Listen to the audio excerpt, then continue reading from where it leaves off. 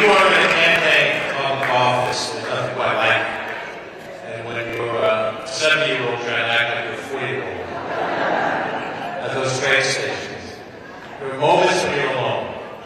And there are moments when you question your judgment. And there are moments where you wonder how you're going to go on when you hear an attack or you see something written that is untrue and unkind.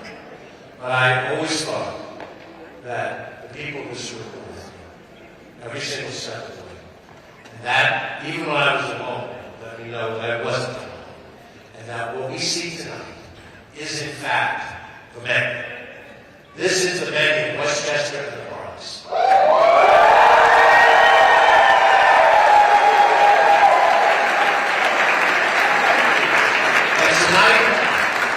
Tonight we turn a page, and we say that we believe in inclusion of everybody. Our representation. That you are included no matter what your demographic is. Doesn't matter your age, color of your skin, your religion, sexual identity, whether you're a right-hander or left-hander, whether you're a Met fan or a Yankee fan, no.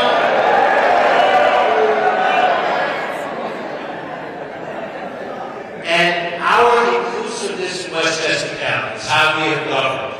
The people who are standing with members of the Westchester County Board of Legislators, member of our New York State Assembly and Senate delegation, we have tried to govern inclusively, to consider the needs of everybody in this district, every zip code.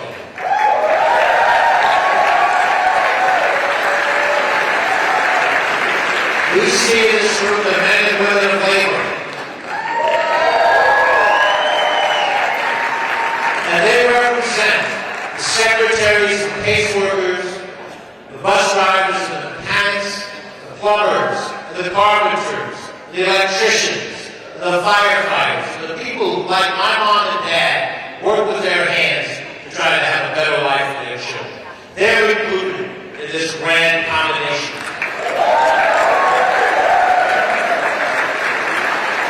And what we've done in Westchester, the team leadership, Ken Jenkins, by my side at all times,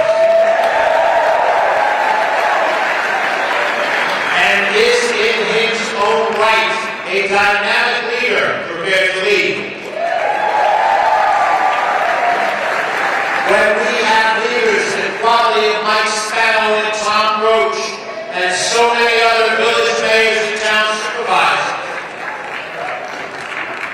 when we have people of all backgrounds who are willing to give up their time, their energy, without any particular benefit, because they believe that the kind of government they want to have in their town, in their city, in their village, and in their county is inclusive and it gets things done. Results!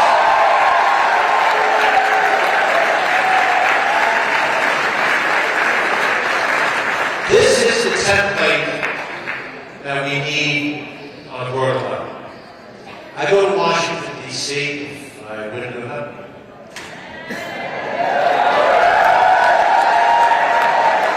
I'll need you again.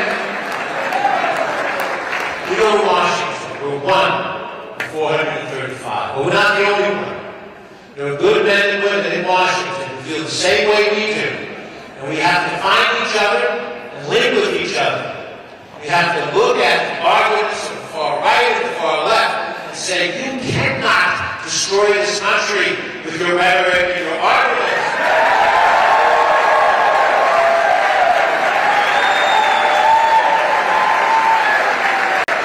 We have to have unity all across that continuum. And if you hold a strong belief, you still must work with other people who don't share that belief, because America hangs in the balance.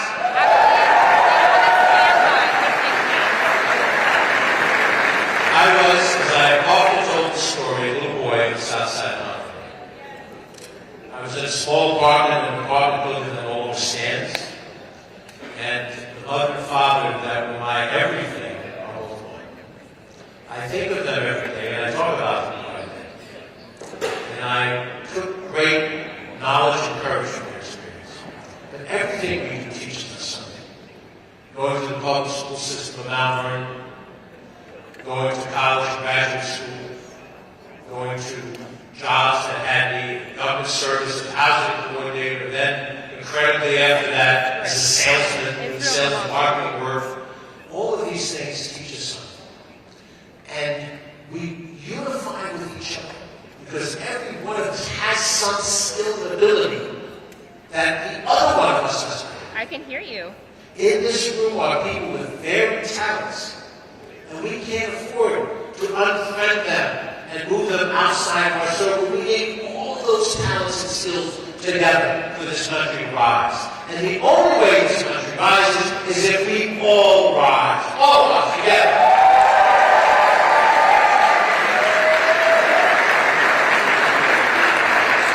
I don't want us to vilify anybody, and I see some of them. There are men and women who accomplish things, have resources because of those accomplishments. Let's make sure they're part of what we're doing too, instead of being vilified. Because we want to have the growth for jobs, for opportunity for everyone. That's what we hope for every vote to rise.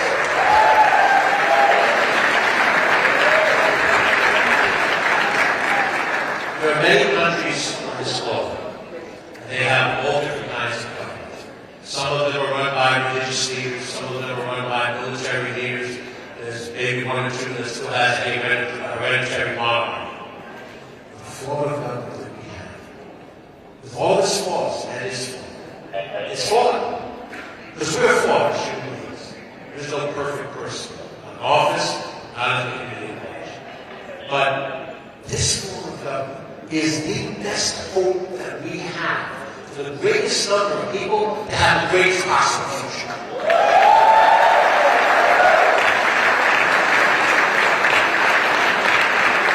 We have to fight to make sure that we do not vilify each other, that we remember that we're all Americans, and that our common future is bound together.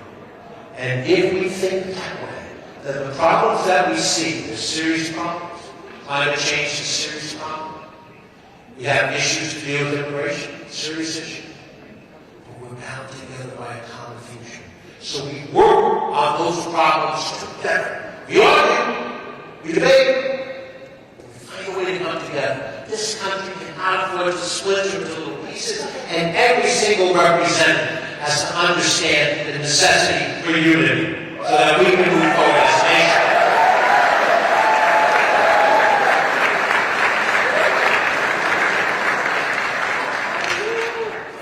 To close, you have given me faith. Those of you who did sent me to the Rising Council. I was in front of that building today. And I looked at that building, and I remember when I was 34 years old walking into that building as a council. People should know that. When I went to the county legislature, with my colleagues here at county legislators, when Washington American Rise sent me to the county legislature, when people took a leap of faith and sent me to Albany, I was told a story about Amy Paul and could accomplish things that I couldn't accomplish. But I served alongside very talented people in Albany. And then I had the opportunity to come before you and ask you to get the opportunity to run this government county. It's a $2.4 billion budget, it's 4,200 employees. Now 6.5 years later, you know, you don't need a campaign ad to tell you what's happening. You've seen who I am, what I am.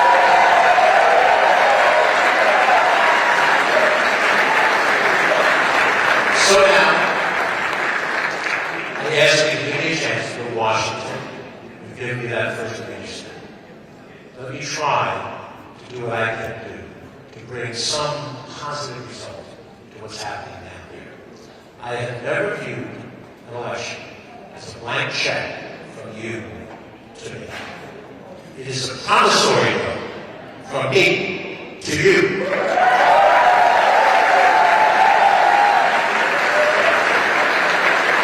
And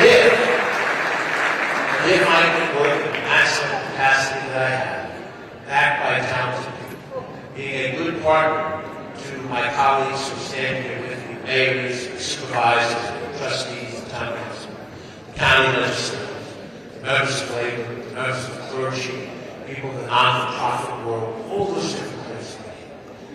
If I can be the friend that I've always tried to be in Washington, then I will deliver that promissory note. That is my intent, starting tomorrow morning, to make sure that I am prepared to be as good a congressman as I can be. Because that is what you voted for, and that is what I owe you.